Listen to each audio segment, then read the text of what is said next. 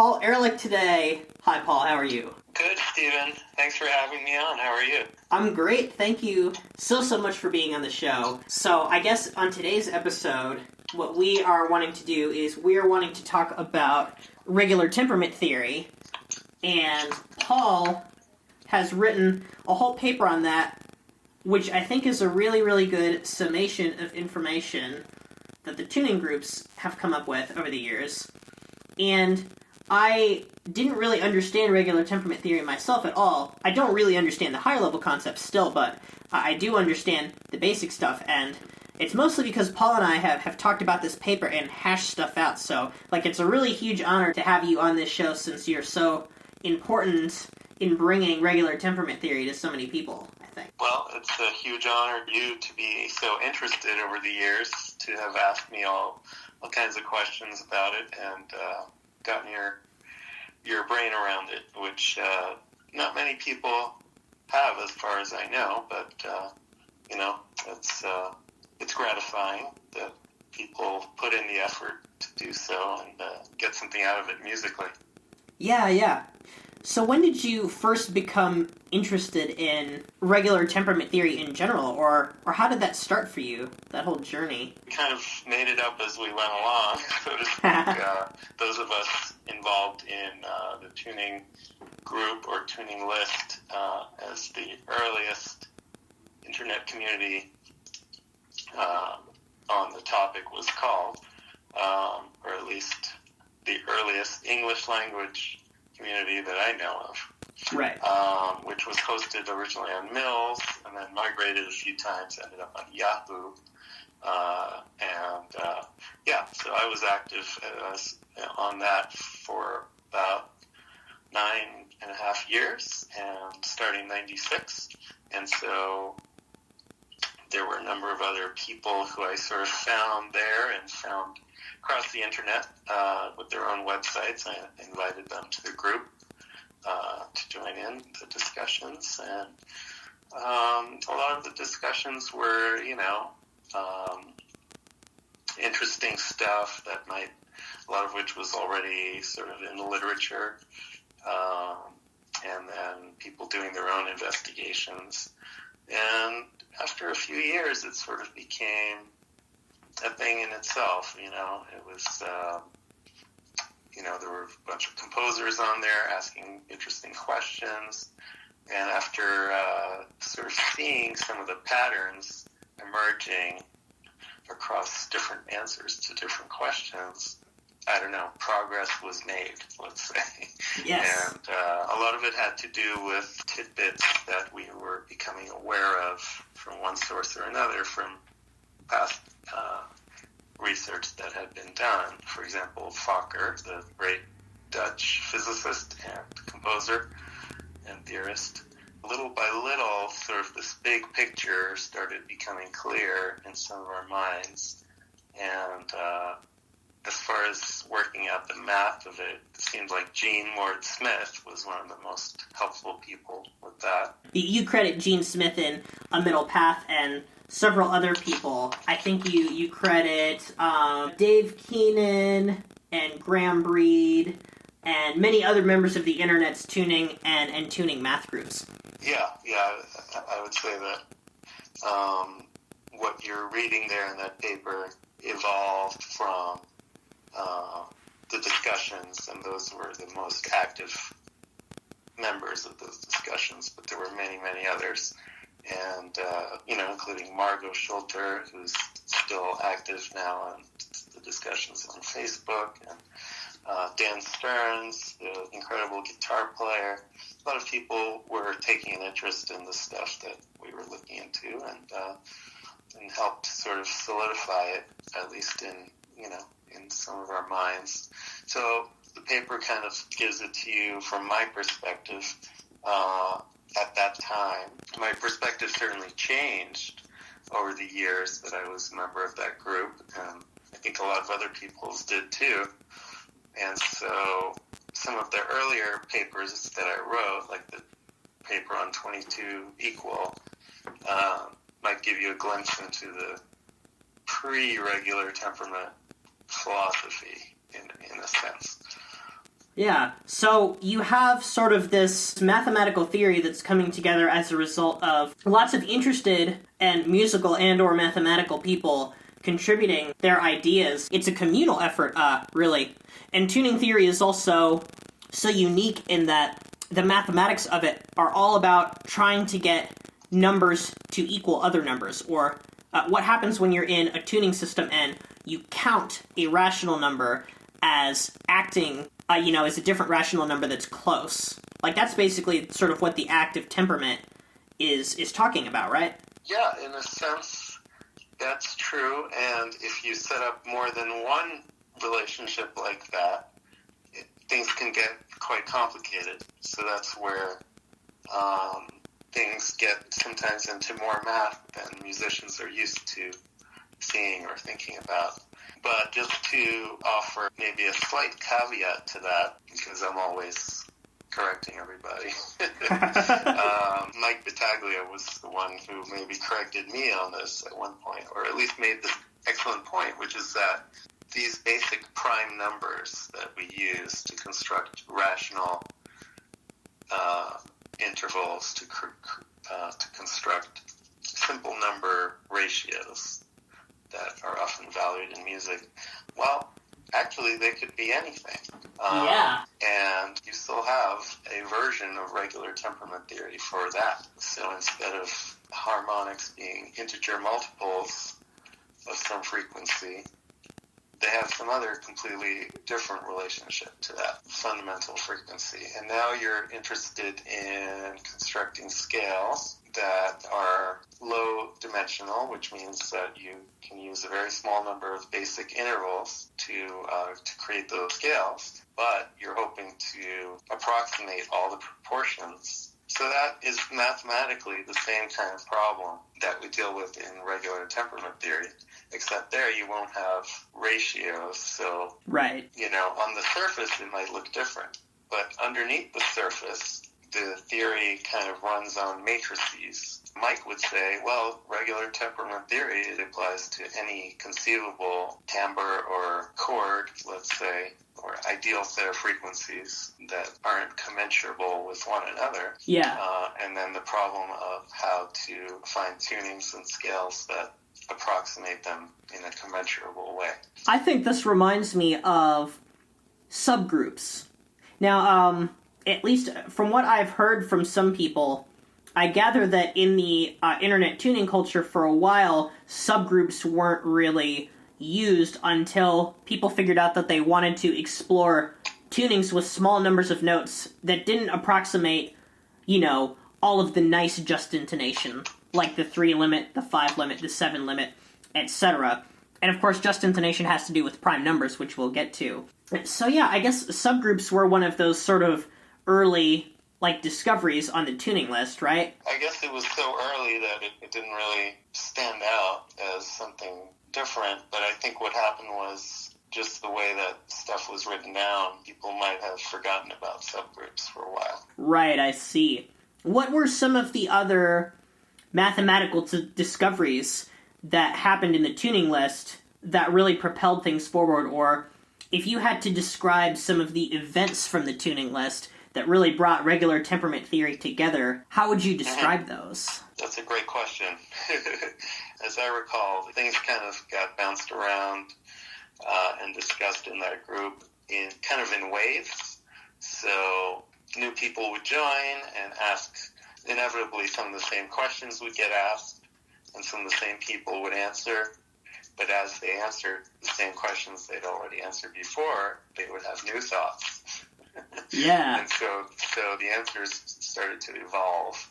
One thing that was important, I think, in a transitional period before we really were in the world of regular temperament theory fully, were some searches. And Dave Keenan was nice enough to program back in 1997 or 8, program a bunch of these searches.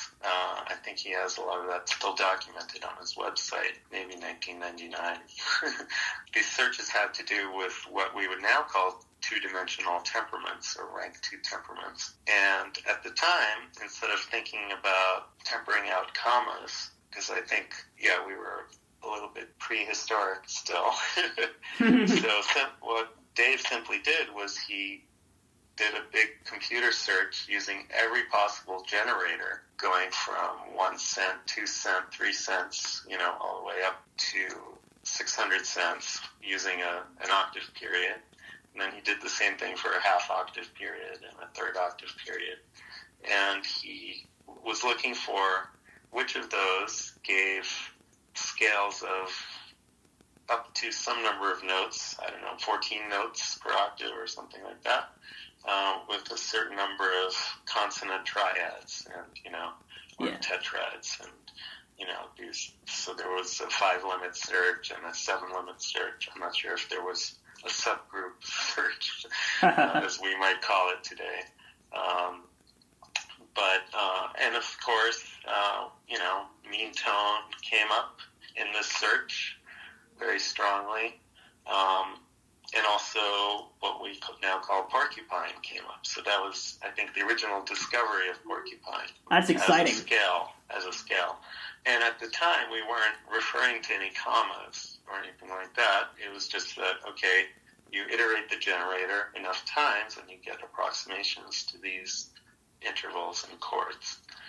So then at some point, maybe around the same time, we started becoming aware of Fokker periodicity blocks. Yes. Which are defined by commas, give you chunks of the just intonation lattice. And it was Paul Hahn who would turn us on to that information and do a formula for calculating the number of notes in a Fokker periodicity block. At some point it kind of clicked that, okay, what you're doing when you're finding temperaments is you're kind of defining commas the way Fokker did and using them to define a scale or a tuning system. Yes. But in a somewhat different way, because you're making them vanish. You're making them equal 0. Right. So that was a different way of looking at temperaments and the same ones we had been looking at before. It was the kind of thing where it was like, it kind of seems obvious in retrospect, but it wasn't at the time. And part of why it should have been obvious is just the word temperament itself. It kind of has the seeds for that. It connotes that you're adjusting the irregularities in it. You're making it more regular, and that sort of means lowering the dimension. It's kind of a stretch to say, well, that's obvious from the name, but after you use it enough and think about it enough, it does become, that connotation becomes clear. And then the other thing that was maybe a clue hidden in our language was talking about mean tones and talking about quarter comma, mean tone, third comma, mean tone. What's this comma, right? This comma is very important for some reason. What is it? Maybe it didn't occur to people at first when they were coming up with other temperaments like mean tone, but different. That similarly, there's a comma, at least in the 5-limit world, when you're looking at two-dimensional temperaments, there's a single comma that you're tempering out. And, and that's something that sort of is a bit abstract. It's more abstract than talking about the size of the generator or how many notes or what chords you're approximating. So right. That makes it maybe too mathematical for some musicians, or at least so they would have thought at the time, had we not continued to harass them with this stuff. And then they became either even more convinced of it or actually got interested. For every comma, there is a temperament. For every two-dimensional temperament of 5-limit, JI, there is a comma. The only exception to that is if you take the power of a comma, it's just the same temperament that tempering that out defines. Yeah. But other than that, you have this nice correspondence. So a search for temperaments now becomes equivalent to a search for commas. Yeah, this is really the big breakthrough, isn't it? Because it's one thing to just say, oh, I have a tuning system that's close to something, but it's another thing to intelligently add up those approximations and compare them.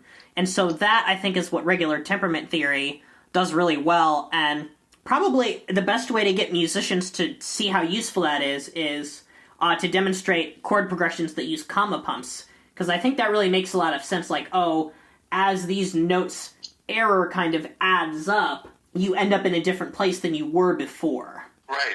Yeah, that's another good way of putting it, especially if there's only one comma. It makes a lot of sense to demonstrate that with a chord progression.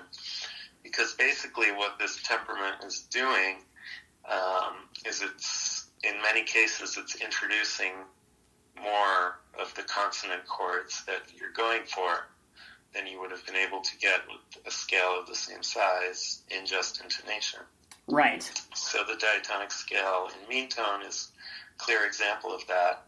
And then I think the progression that you're going to demonstrate is in the porcupine 8 scale. Yeah. Similarly with that scale, if you were to try to go through those same chords and tune them in just intonation, you would end up in a different place than where you started. So you would need more than 8 notes to do that. Getting it to work in an 8-note scale that has 2 step sizes, where the chord progression comes back to where it started, is arguably a useful property that composers who are looking to ditch the diatonic scale but still work with coherent melody and harmony can exploit. Yes, absolutely. When did the community integrate moments of symmetry scales, or MOS scales, into what they had already discovered with tempering out commas? Because there are quite a few elaborate connections between these theories. And of course, MOS scales come from Irv Wilson. But yeah, I'd be really, really interested to hear about how that connection was discovered and how that was incorporated. I learned about MOS scales from John Chalmers. I had known of them under different names because, of course, in academia, they're discussed under different names. But Irv Wilson probably has historical priority on the concept on publishing about it. And, he called them MOS scales. So it was sort of, at least to me, it was sort of obvious that if you have a period and a generator, as you iterate the generator, you're going to get scales that in general have 3 step sizes, but some of those scales only have 2 step sizes. Right. And, so that part was sort of, it wasn't a big revelation, I guess. One of the cool moments, I think, in 2000 was when we rediscovered miracle temperament, we called it that. Dave Keenan and I sort of rediscovered it, but it had, unbeknownst to us, been discovered by George Secor in the 70s. Cool. And this was coming out of a composer, Joseph Pehrson, who was looking at using 72-tone equal temperament to emulate just intonation. He was looking for scales that were fairly reasonable to think about trying to use and compose with on a keyboard, on a standard keyboard. Yeah. So he was saying, maybe 19 or 22 note scales, and we came up with a ton of those, a whole zoo of them, a lot of which work in just intonation just as well, because they were actually Fokker periodicity blocks that we were coming up with. And then Dave Keenan realized that there was a 31-tone scale that a lot of these smaller scales were coming from, a 31-tone subset of 72. Ah, yeah. I saw this and I figured out what the generator was, and I figured out that there's also a 21-note MOS with that same generator. Right. And 21 is right in that 19 to 22 range.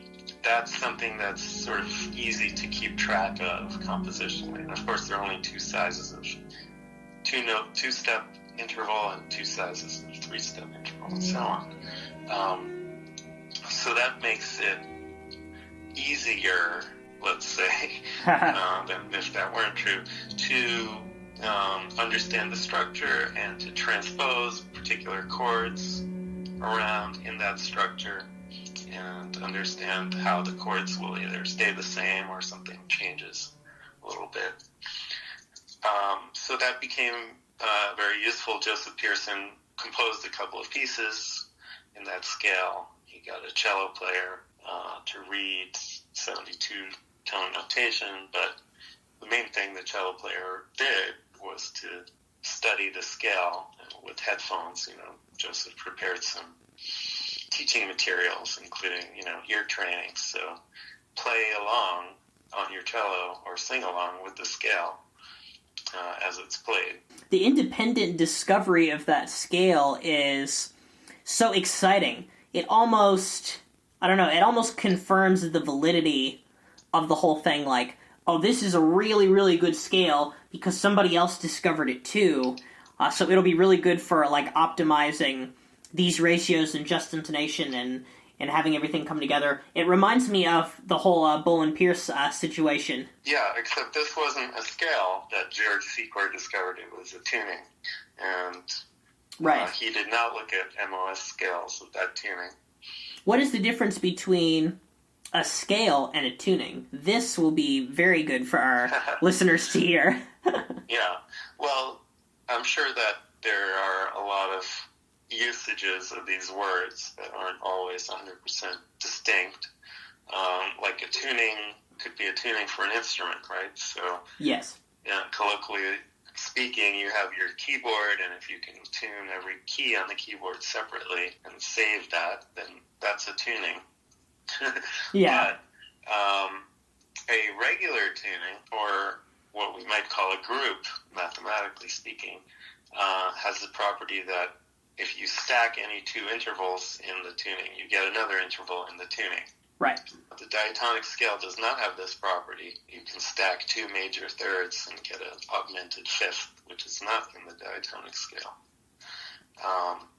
So clearly, if you have the generators of a tuning, that suffices to give you all the possible intervals of the tuning.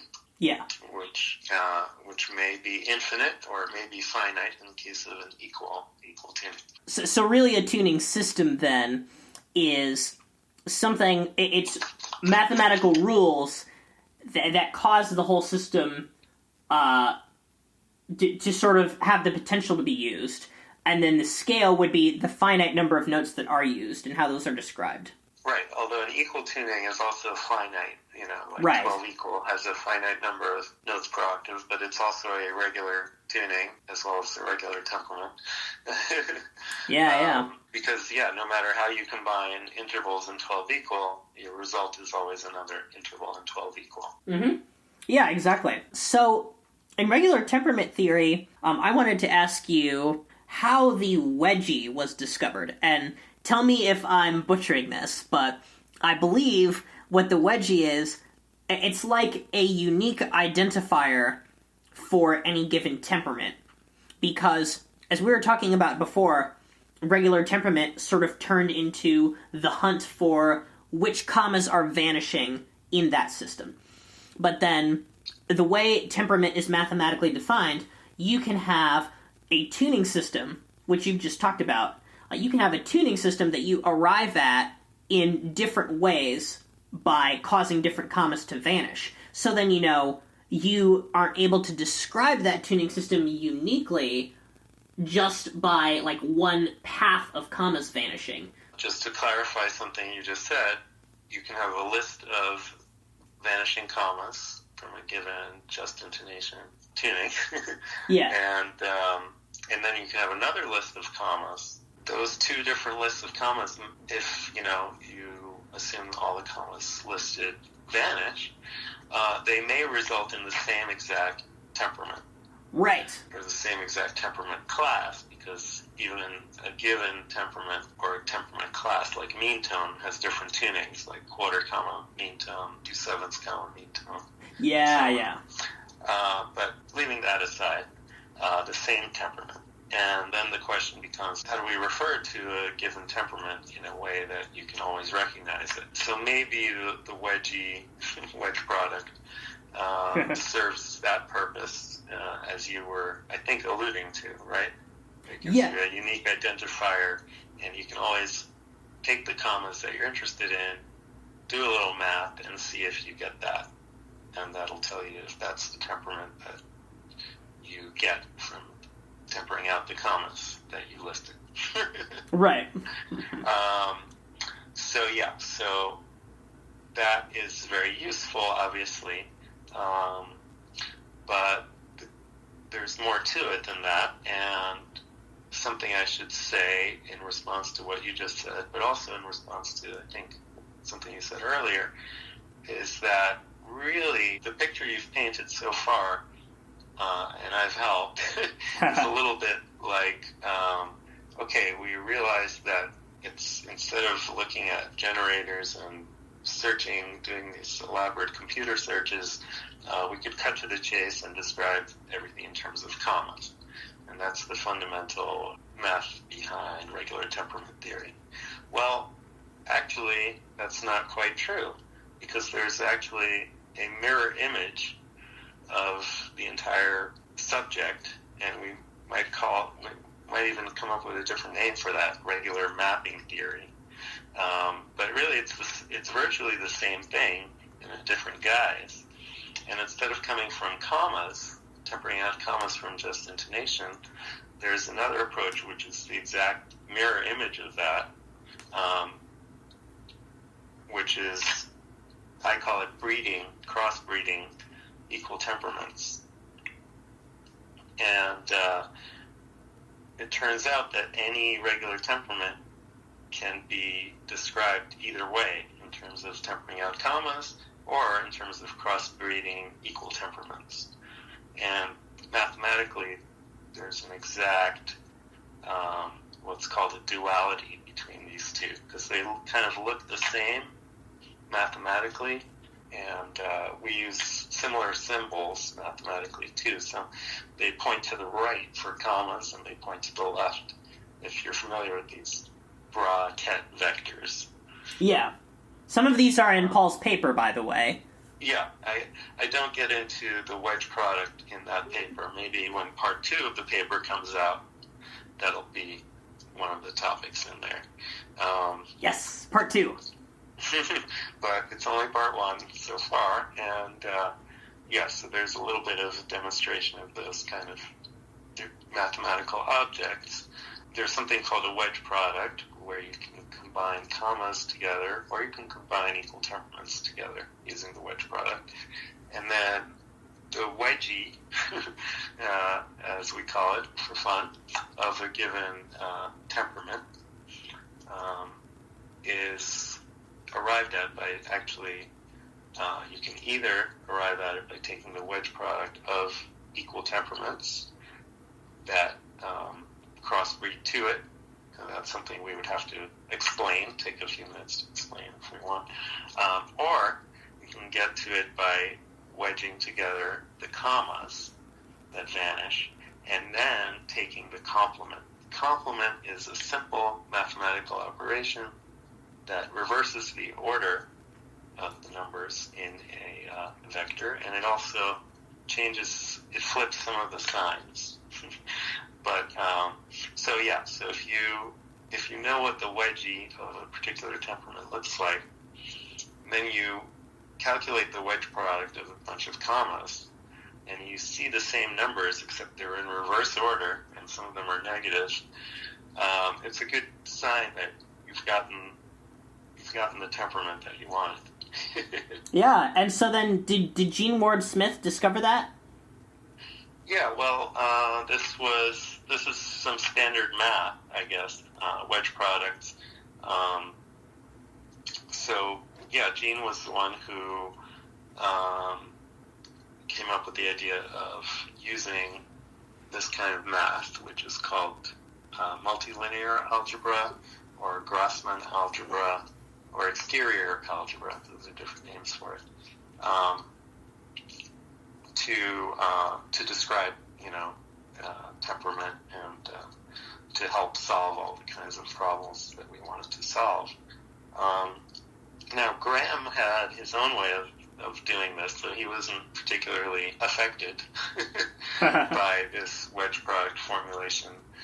He was doing everything in linear algebra with some ideas that I guess made it equivalent to multilinear.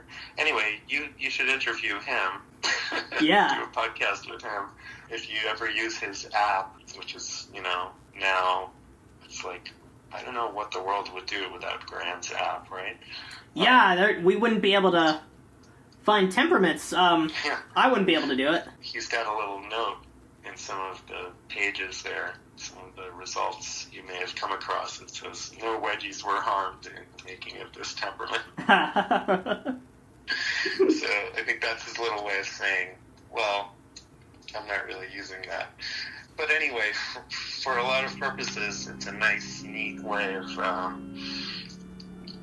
understanding this whole temperament problem.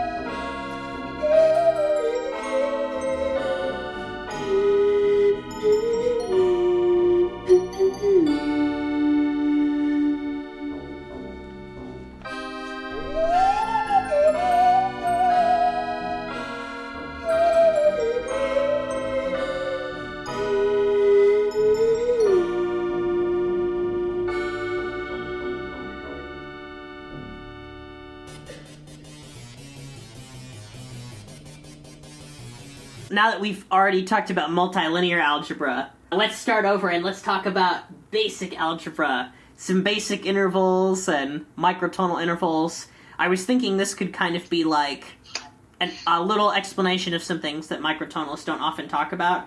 And then Paul, since you're very, very good at correcting me, as you've always been, you can step in and correct me when I say something that will be a little bit wrong because I put the words together wrongly or whatnot. All right, I'll do my best. Okay, so this is sort of a list of things that you should understand before you get into Paul's paper. You should basically understand how microtonal intervals are talked about. We are usually describing intervals. So an interval is a distance between two notes, and you probably know this from music theory. But the reason that intervals are really important is because I think we're more often actually describing intervals than notes themselves, right? Or at least if you describe a note itself in the microtonal language, you're tending to describe it as an interval away from something, like some starting note that generates the whole thing, right?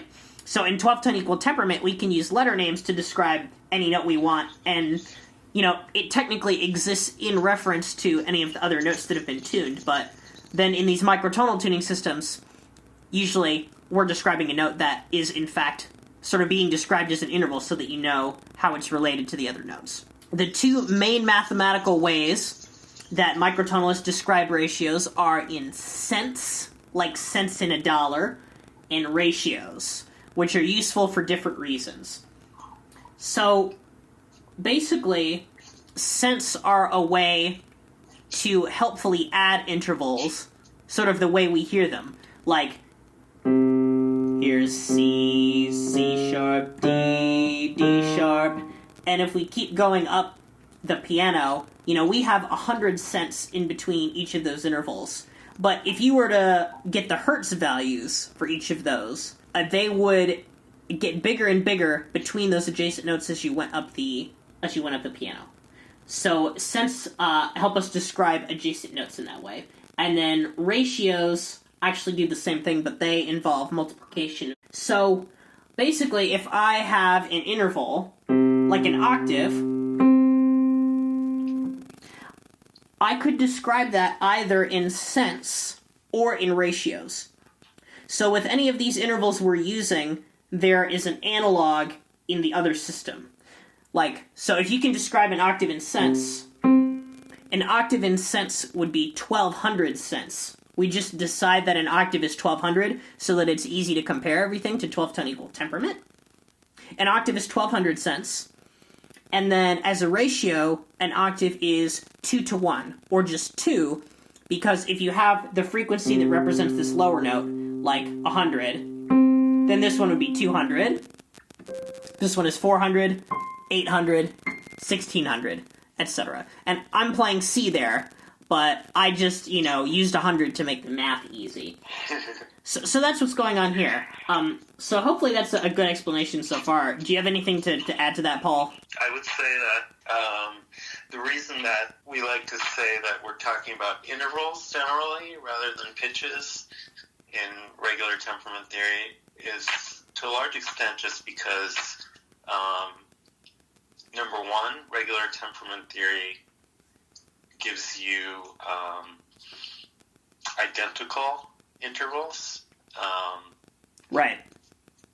Many copies of any given interval. So it's partly that transpositional invariance of what we're talking about that makes intervals the useful object of study. Yeah. But ultimately, I do like to think of it in terms of pitches. So if we're talking about the porcupine comma pump that you're going to demonstrate, yeah, it's really about the fact that you're coming back to the same pitch that you started with. So we talked about how there are analogs between cents and ratios. Like if you have an interval in cents, there will also be a ratio. Now, the reason that just intonation, which we've alluded to, the reason that that's special is because the ratios in just intonation form ratios that can be written as mixed numbers. Usually mixed numbers with low numbers in the fractions. It's like you heard earlier how the octave has a ratio of 2. You might have heard about this from the harmonic series. Well, a perfect fifth has a ratio of 3 to 2. Our ear will probably perceive that as a concordance in most situations. Now, one thing that you also should check out that Paul has done is he's come up with a really cool graph, the harmonic entropy graphs. And these graphs basically give you the detail of, well, how is your ear going to hear any given ratio as closer to a very simple ratio, because, obviously there are lots and lots of rational numbers. There are an infinite amount of them, but the simple ones are the ones that are going to matter to your ear. I think that's what you need to know about sensed ratios in general, and then you just need to know how to do operations. So, if you have any given note, if you were trying to go higher by a certain amount of cents, then you would just make sure that that note itself was in a cents value. So it would be 0 if you're just starting from that note, but it could be something else if you were a perfect fifth away from something. Let's say you're a perfect fifth away from an initial note. Then it's about 702 cents. And this is just because with each ratio interval, you can convert between ratios and cents using a logarithm. So the actual equation is that any given cents distance will equal 1200 times log base 2 of your ratio. So that would mean that if I wanted to get a cents value for a perfect fifth, I would use 1200 times log base 2 of 3 over 2, or 1.5, and then that would give me about 702 cents. It actually gives me 701.955, blah blah blah, but that's very close to 702. So that's how you find that analog, and then of course you can just solve for ratios and make that go the other way if necessary. So this means that not every ratio you get is going to be a rational number, and it's weird because, you might get a ratio that would be close to something that can be written as a simple fraction, but with cents, you either just kind of have rational or irrational numbers, right? And the octave, I think, is this weird exception that we have, because, if you take the octave and plug this in, let's say cents equals 1200 times log base 2 of your ratio, well, log base 2 of 2 is just going to be 1, so 1 times 1200 is 1200 cents. So that's your octave. So these are just some examples of how you can convert any interval from ratios to cents.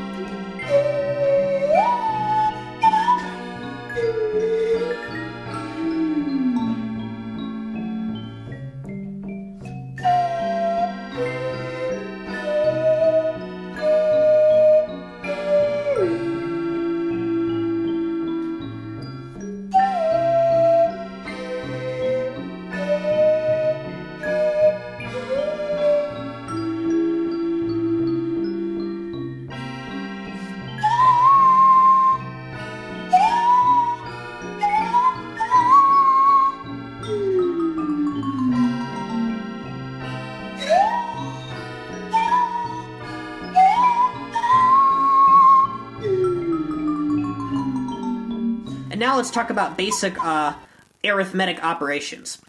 So, if you want to traverse intervals in sense, then you have to convert them to sense and add or subtract them.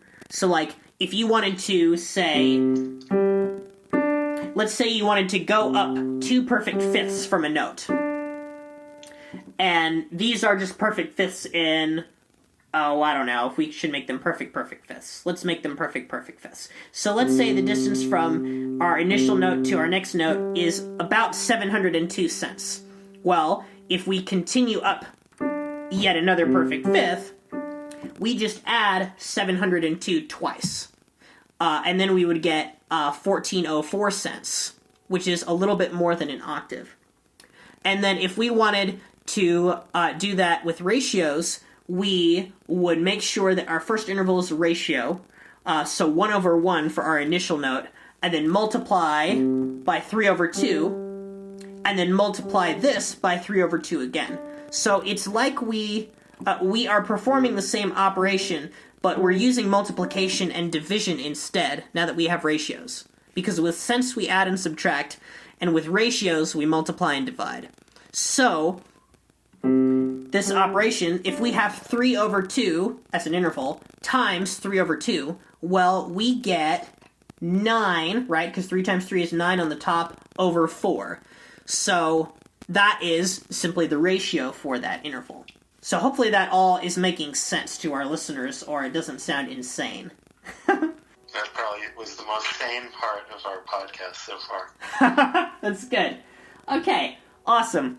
Well, I'm not going to go over a lot of examples. I plan to sort of save that for the future, maybe in some kind of educational series, or something.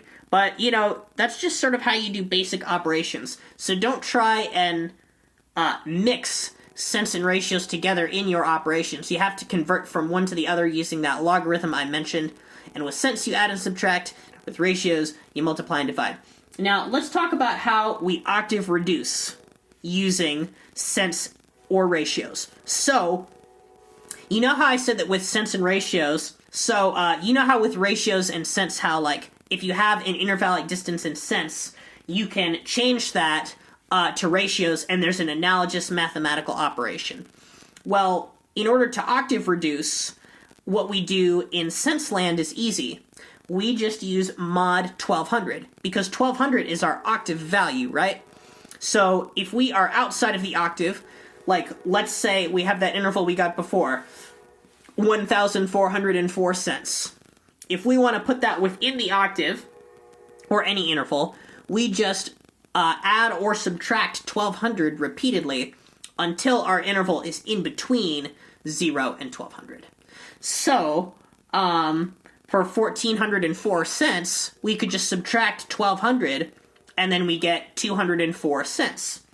The way we octave reduce in ratio land is that instead of adding or subtracting by 1200, we multiply or divide by 2. So, if our ratio is 9 over 4 outside of the octave, then to make it go down an octave like we did before in cent land, we divide it by 2. This is equivalent to taking 9 over 4 as a fraction and multiplying it by 1 over 2. So you can picture that denominator, the 4, just multiplying by 2, and then we get 9 over 8. There's also one more thing we should mention, which is that ratios and cent names, even though they technically always refer to intervals, they can also refer to individual pitches, which can be a little bit confusing. So, like, if I have, 1, 3 over 2, 9 over 4, this distance between 1 and 3 over 2 is also a 3 over 2, and the distance between this 3 over 2 and 9 over 4 is also a 3 over 2. So sometimes people will be referring to the distances between notes differently than the notes themselves, but they both have names. So that's another thing that nobody mentions that's really, really important. And I try to use different notation for those too. So I'll use ratios with a slash if they're referring to pitch names, and I'll use ratios with a colon if they're referring to interval sizes. Oh, that's a really good idea. We've talked about this so many times, but I don't know that I ever actually heard that directly from you, so now I'm going to try doing that all the time because I'm sure it'll be really helpful. All right. Cool. All right, now I think we're ready to talk about just intonation a little bit, and then we can dive into Paul's paper, which is our bonus content. So be sure to become a patron of Now and Zen if you're interested in hearing us talk about this paper and sort of overturning some rocks and explaining some things that people want to hear, etc. So in just intonation, we were talking about how ratios that are constructed with simple numbers often have sort of an ease to them, or they can sound concordant, or they can easily be the basis for given tuning systems. So the way we describe just intonation just has to do with how many prime numbers we are using in our ratios. So if we just start with the first prime number, 2, and use that in our ratios, well, if you have any given note that is itself, we would just call that 1/1 in ratio land, right? 0 in cent land. And then if we go up by an octave, that's 2. Keep going up, that's 4, 8. So these are just all the powers of 2. And powers of 2 just form all octaves. So really that's not very exciting because we don't have anything resembling a conventional scale with stepwise motion or anything. But technically that would be 2 limit just intonation because it only uses prime number 2. Now, when we add the possibility of prime number 3, we get, of course, 3/2 like we discussed earlier, and 9/4, which we often reduce within the octave to become 9/8. And we can continue and keep going with those perfect fifths. And what you get is called Pythagorean tuning. And in ratio land, you'd say this is 1. Now I'm talking about individual pitches. 1, 3/2, 9/8, 27/16, 81/64, whatever this is. And you can just keep going. And then Pythagorean tuning, what happens is, if you continually ascend by perfect fifths and reduce within the octave this way, the pitches you will get from generating those perfect fifths over and over never reconcile exactly at the octave. In other words, powers of 3 and powers of 2 will never equal each other mathematically. So that's also known as 3-limit just intonation. Now, limit here, that term doesn't have anything to do with calculus. It just means how many... what's the highest prime number that we're using in our system of ratios? So we had octaves, we had perfect fifths using 3, and then when we add in 5, we get the possibility of major thirds, minor thirds, etc. Because you'll also notice that when we get more prime numbers, we can put them in more combinations with each other, right?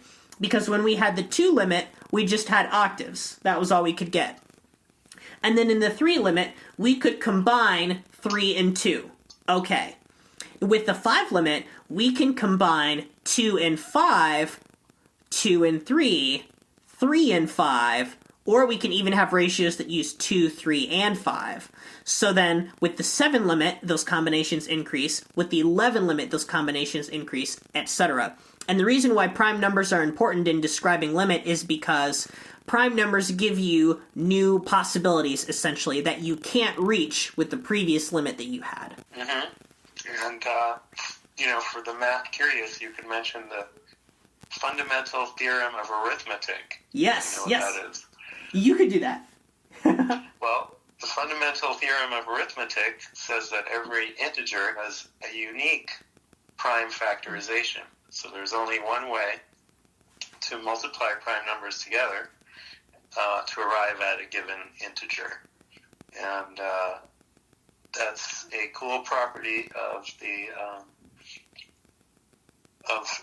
integers. It's not true of every number system out there, but the one that you probably know well does have that property. And that allows us to create lattices where there's a different dimension for each prime number, and that way we have a geometric picture of just intonation, of where every pitch is in just intonation.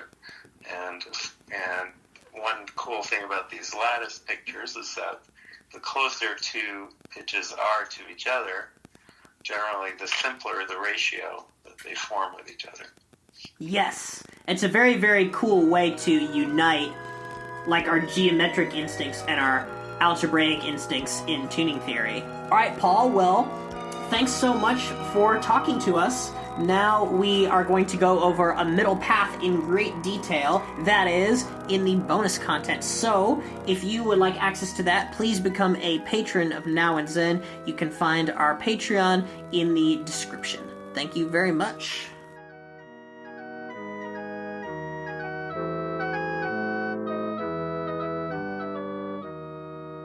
The music you're hearing is Herman Miller's Miserian Porcupine Overture, and you also heard Blacklight and BlackandJill by Joseph Pehrson, which use miracle tuning. Be sure to check out their SoundCloud and SoundClick profiles. They have a bunch of amazing microtonal music to listen to. Thanks for listening to Now and Zen. We really appreciate you tuning in. You can find us on iTunes, Stitcher, Spotify, Libsyn, and YouTube, as well as email, Facebook, and Twitter on social media. We try to release 2 episodes a month, usually one around the 12th and then the other near the end of the month. If you like the podcast, please leave a review on iTunes. That would be helpful. Also, if you like voting on stuff like the future of the show, how we name our episodes, and who we should have on next, be sure to become a patron of the show on patreon.com. That's where all the conversation is happening now. By the way, exciting news about Now and Zen. On the blog Feedspot, Now and Zen has been selected as one of the top 10 music theory podcasts on the web. This is an honor for us and shows us how far we've come since our debut in terms of our listener base and influence. Anyway, there's a link to Feedspot's initial post in the description.